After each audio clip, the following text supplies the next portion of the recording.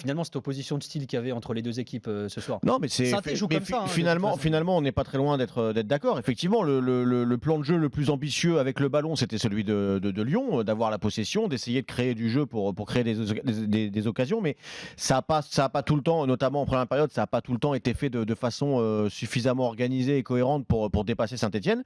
Et donc Saint-Etienne, en plus en ouvrant le score relativement tôt, avait un scénario parfait pour eux, ce qu'ils avaient prévu, de subir un peu plus, de contrer. Et puis ça a failli être le bon scénario parce que dans les plans de jeu inaboutis, autant comme tu dis, c'est vrai que Lyon a pas eu une animation offensive dans leur domination qui leur a permis de vraiment toujours faire des différences. Cette domination en marquant, mais de la même façon en face, le jeu de contre, il n'était pas non plus totalement abouti. Ça n'a pas toujours été bien mené. Ils avaient du mal également Saint-Etienne à se créer peut-être aussi parce que c'était un vrai derby. À fin, début, les occasions. Ouais, et puis parce que c'était un vrai derby et qu'il y a eu beaucoup d'intensité, ça a très bien défendu aussi. Perrin a été très très bon derrière. Monet Paquet a fait des efforts de fou sur le côté. Je l'ai rarement vu comme ça. Moi, il a été très performant, je trouve. Saint-Etienne ont été meilleurs que ceux de Lyon. Oui, ils ont plus subi. Si Cazerie a le ballon dans les pieds, les défenseurs de Lyon, il leur faisait très très mal. Pourtant, je l'aime plutôt bien, Denayer. Il a fait quelques boulettes sur le match. Il a alterné le bon et le pas bon ce soir. Le moins bon, il a été visible, quoi.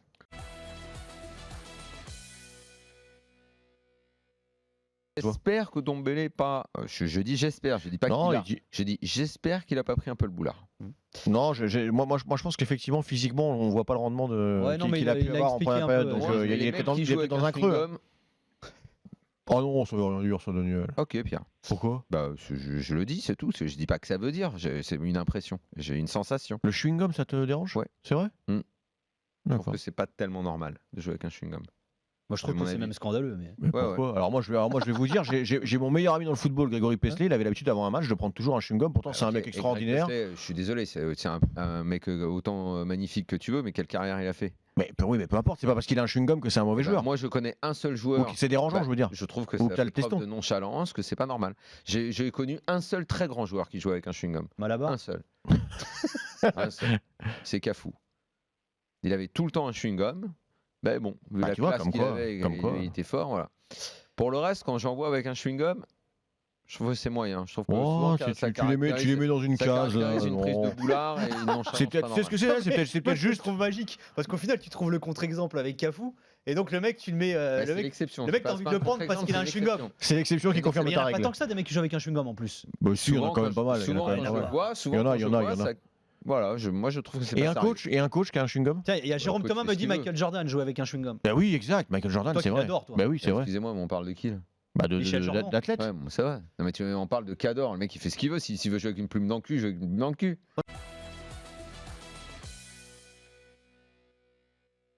Et quand Payet est sorti, il n'y a qu'une seule personne qui peut témoigner, on va pas l'appeler. Hein. Et j'ai dit bon, c'est bon, l'OM va gagner le match maintenant. Parce que la sortie de Payet est pour moi le tournant. Mais comme elle va m'appeler, je lui demanderai quand même. Parce que l'OM, avec Morgan Sanson, et en plus c'est lui qui a marqué. Ouais, c'est différent. C'est lui qui a marqué et parce que Payet, pour moi, pour l'instant, est un boulet pour l'OM.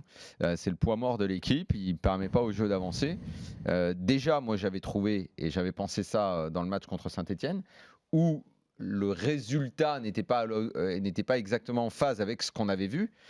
C'était peut-être l'une des meilleures prestations de l'OM sur les dernières semaines, alors que Payet n'a pas joué.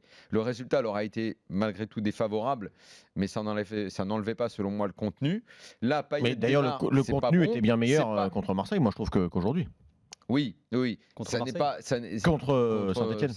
Ça n'est pas encore génialissime, mais il n'empêche que je trouve que l'OM doit jouer sans lui en ce moment et avec Morgan Sanson libéré de sa présence.